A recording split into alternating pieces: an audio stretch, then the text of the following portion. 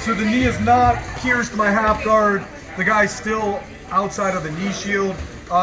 You can choose to be aggressive and come forward, like sit up and try to like get into inside fighting.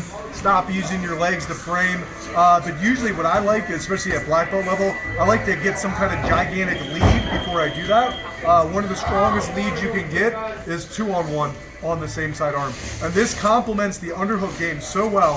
If I go to underhook Eric and he makes his arm hard to underhook, well, that arm is crazy easy to grab 2-on-1.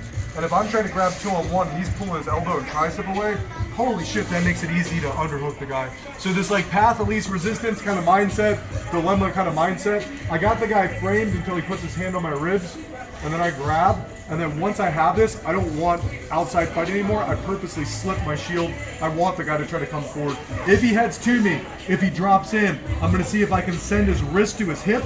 I don't want Eric's hip to have the ability to drop to the mat. So he tries to drop his left hip, it can't go in. I'm just hitting him with a John Wayne. This seems like it's too simple to work on against good guys, but this works against good guys. I have my feet locked, my feet buried in the mat, and I'm just gonna take my knees and aim them in the opposite direction and push on the hip. If this doesn't get the guy directly, what'll happen is I try to Kazushi him to this side and he'll send all his weight to his left knee.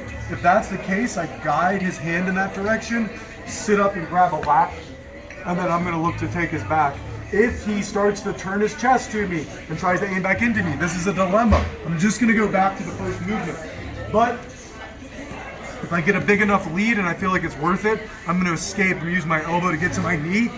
And then I like to own the opposite hip crease right away and hold on to the guy. I have both hips right now, and then since I have a leg on Eric's right hip, my next stage would be control Eric's left shoulder. So if I have right hip, my next stage would be like control any way I can on that left shoulder, and it's gonna help me kind of control him as I pass to this next hook. So again, this will be the last one we're going for. Little dilemma, I'm zoning the guy. Oh, I see a chance to grab the arm.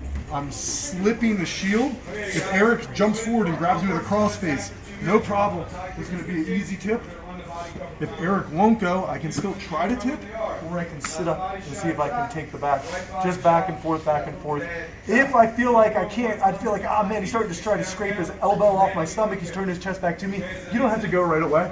This could still be the dilemma.